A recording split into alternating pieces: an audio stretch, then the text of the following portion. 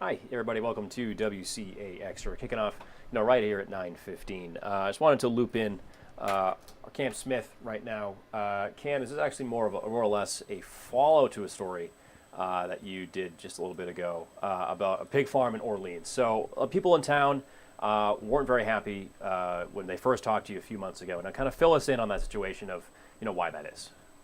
Yeah, so we covered it, excuse me, covered it back in October of last year after we got some complaints from residents right there in the village of Orleans. And it's a property that's sort of hard to miss, right? You come right into town and there it is, directly across the street from the library.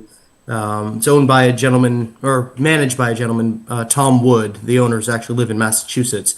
And Mr. Wood's got pigs, goats, roosters, and some other animals there on the property there in Orleans, and residents have complained really about the smell of the farm, just the fact that they can't keep their windows open. They say when the wind blows the right way, it's Yeah. nauseating, and it's a smell that they say they can't really stand anymore. And the town has tried to regulate it, and they've tried to issue zoning violations. And the last time they did that, the town says that the ag agency came in and said, well, under specific rules that we regulate set by the legislature, you're not allowed to regulate this property as a municipality in town. So that's sort of the issue that was run into over the last year or so, until recently. No, absolutely. And you also talked to the ag secretary here, Anson Tebbets. What was kind of his input as far as this recent ruling now? Yeah, so we've got the ruling from the Supreme Court, based out of a case actually in Essex Junction from a few years ago. Without going too down the rabbit hole Okay. here, Yeah. essentially a guy was growing marijuana in his backyard, had a license to do so by the state, had some ducks to fertilize it, and neighbors complained about the smell of the ducks and the fact that it was too close to their property. And those neighbors actually ended up taking this landowner to environmental court, and environmental court all the way up to the Supreme Court. And now we have this ruling from the Supreme Court that essentially says, well, the rules that the agriculture agency has set by the legislature doesn't necessarily mean that municipalities and towns can't regulate specific properties. So essentially, we've got the Supreme Court saying that, well, towns and municipalities do have the power Yeah. to address their zoning laws through zoning violations. And now we've got this Orleans property, which essentially the process is going to start over with a new one. But back to your original question with Anson, we got a statement from him basically saying that they're still trying to figure out what this ruling means. They're working through the logistics, they're working through the language to try to figure out exactly what it means. And he did say that they are interested in going back to the legislature, most likely next session at this point, to propose some more legislation. But they don't know what that could mean. Still too early to tell. No, absolutely. And I think, it's kind of as an ending point here again.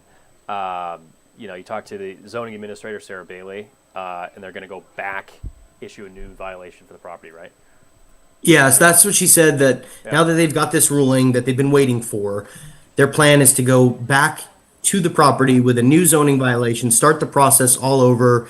Mr. Wood has X amount of days to appeal. Yeah. As soon as this violation's in order, they will set a development review board hearing, and he has X amount of days to appeal that. The review board, excuse me, wow, words are hard this morning, can either choose to deny that appeal or grant the appeal, and the process goes from there. So Yeah. whether they end up taking him to court over this, I think that remains to be seen. So we'll keep an eye on it. Yeah. No, it definitely is something to keep an eye on. And again, maybe another follow. You know, once again. But Cam, thanks for hopping on. We'll show that in just a sec, and you also get a better idea of what the property looks like too. So I'll pop that up. But thanks for hopping on. Yes, you got it. Thanks. Yeah, that was Cam Smith there, just talking about this problem property in Orleans, and how recent Supreme Court ruling kind of could change that. If I can get it though.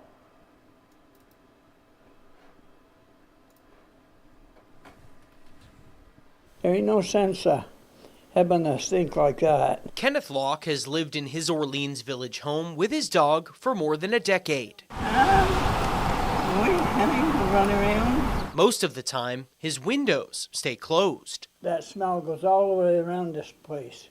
I don't see no reason why he has to have that kind of stuff in this place here.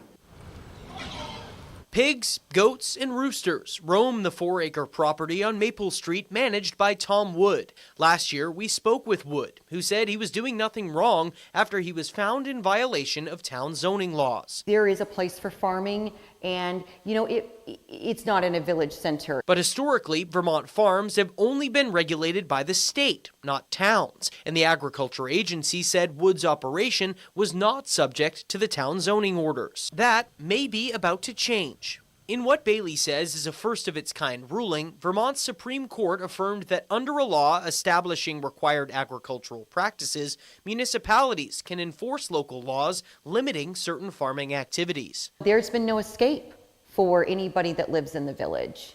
And unfortunately, we had to be patient. We had to wait on this case. With this decision, I hope we're moving in the right direction. And Orleans needs... I want them to get their spirit back. They deserve that. Cam Smith, Channel 3 News. Yeah, some good insight there from Cam Smith.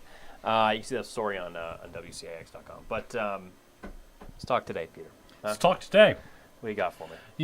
I got some decent news. It's not looking too bad out there. Okay. It's a mixture of sunshine and clouds, hazy sunshine at that, maybe a little bit here to start off the day, but weather-wise, really not looking too bad. The view on satellite and radar, we had a few passing rain showers out there this morning. For now, it's actually a good deal of sunshine for a lot of us. Again, might be some of that hazy sunshine at that to start the day today, especially, and gradually actually seeing some improvements on the smoke and haze front as we head towards later this afternoon and evening. Temperature-wise, 60s and 70s on the board right now, and we'll all climb back into the 70s here come this afternoon. Again, through the day, not looking too bad. A mixture of sunshine and clouds, albeit hazy sunshine, especially through the first part of the day. Into the night tonight, clear skies, stick around, a few clouds starting to make their arrival into the morning hours tomorrow. We are primarily dry here through the day Friday. It's really not until late Friday night and into the early morning hours on Saturday that we start to see the better chance at a few rain showers out there. That rain sticks around into the first part of the day Saturday, but again, the weekend not a total washout by any means. More on that in just a second. In terms of air quality right now, talking about that moderate air quality, that's highlighted in that yellow color, that one step below the good category. So the good news is it's not unhealthy or hazardous. It's not the unhealthy air quality that we talked about just about a week ago. So, and we're actually going to see improvements in the air quality here as we head through the day today. Notice right now we are talking about some of that medium or moderate level of surface smoke, but we actually have a little bit of a system comes through the area this afternoon, and that actually helps to clear away some of that smoke here through the afternoon and evening hours. By the time we head into your day tomorrow, not talking about a whole lot of surface smoke near the level. That's really what impacts the air quality out there, so that is a little bit of good news. Here's the forecast for the rest of the day today. Most of us will talk temperature is mid to upper 70s, potentially some lower 80s here across the far southern portions of the area tonight. We all fall back into the 40s and lower 50s, partly cloudy skies overhead. It's a mixture of sunshine and clouds again for your day on Friday. Chance of a few rain showers very late in the day tomorrow. For the most part, after nightfall, and really the bulk of the rain should really hold off until the day here on Saturday. Sunday, maybe a few leftover rain showers, but I think we're drier here Sunday, mostly cloudy skies overhead.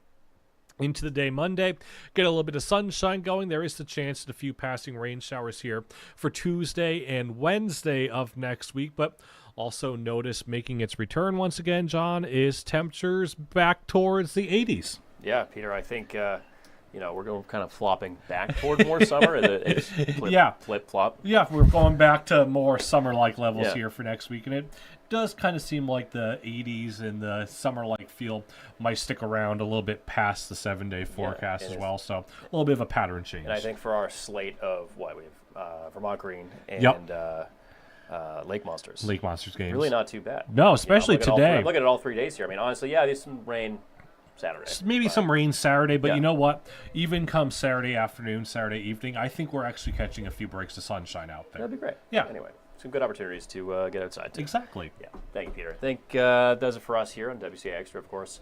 We'll see you again at noon. Peter, we won't see you, though. See you tomorrow. We'll see you tomorrow. And then you can see all of our content on WCAX.com. Until then, take care.